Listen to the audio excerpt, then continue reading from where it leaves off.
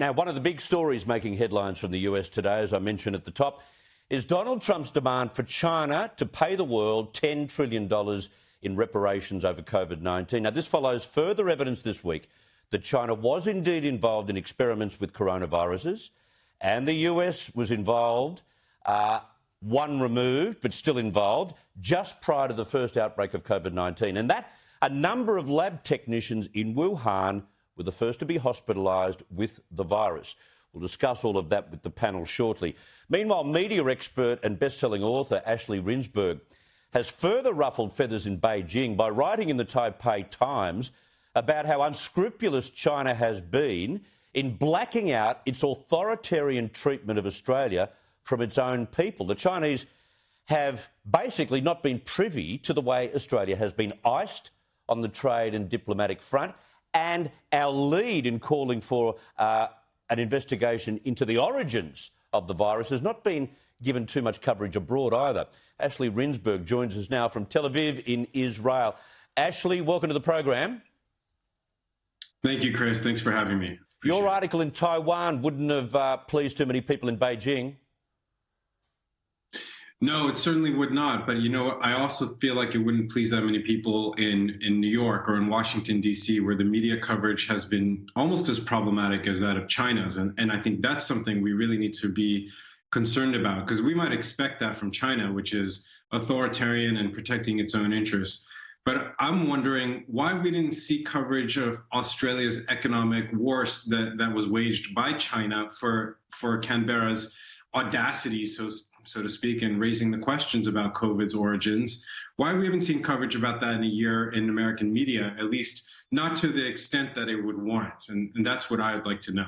And you want the Congress to investigate the lack of reporting on the way China is treating Australia? That's right. That's part of a bigger issue here when we see that not only did the U.S. media not report on this topic regarding Australia, it didn't report at all about the origins of COVID-19 and the so-called lab leak theory. It actively downplayed and discredited that theory, and it also downplayed and maybe even you could say discredited Australia's pretty brave and daring approach to challenge this issue going back as far as April of 2020, when nobody was talking about this. And in fact, people were saying you had to be racist to even bring up this issue. I mean, if there's any way to discredit someone today, it's by calling them racist without any basis. And that's what we saw in the US media as the Prime Minister, Scott Morrison, was going out with this pretty brave and again, daring campaign to challenge the official line coming out of China. The response from the U.S. media was to not just omit their coverage, but to label this kind of challenging of the authoritarian line in China as racist. And that's a pretty, baseless claim. And it's something that we need to understand why the American media was in such lockstep with Chinese propaganda. What were the influence mechanisms? How was China pushing that line so successfully in international media? I understand why China wouldn't want its people to know about how they're treating Australia, because there's a lot of love for Australia amongst modern-day Chinese people, certainly in the workforce. And I've lived in China for a couple of years and I know how they manipulate communication. Explain to my viewers how easy it is for the Chinese people to be blocked from seeing the truth about how we're being treated. Yeah, well, that's actually a very interesting topic, and it's one that ties back to American media as well, because, for example, my book, The Great Lady Winked, is about the New York Times. And in that case, the New York Times has invested very heavily in China so that it could sort of cultivate this gigantic market of newly wealthy middle-class and upper-middle-class people. The trick there is, though, that it takes the Chinese government one click of a button to turn off access from mainland China to the New York Times' Chinese website. Yep. It is that easy. They can just make one decision. And if you're an editor, if you're a publisher in New York City, and you're worried about your people getting access to your content from China, then you're going to be very conscious about how you cover China and issues related to China, just like the one we've seen with the origins of COVID and with Australia's battle with China as well. I'm sure you're very interested in the way the argument and the evidence is building towards an origin located in the Wuhan lab over COVID-19. Anthony Fauci, of course, is up to his neck in all of this.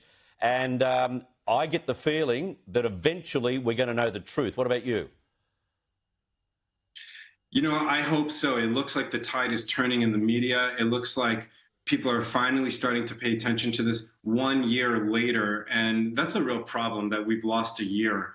There was plenty of evidence out there. There were plenty of leading voices calling for real investigation into what actually happened.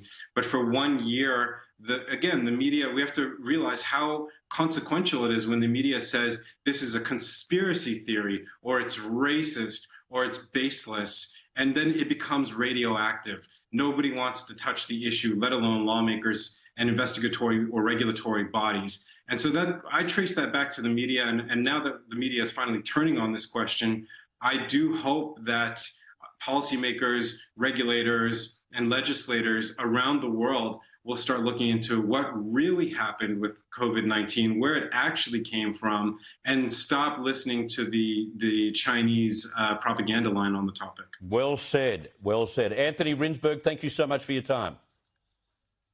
Thank you, Chris.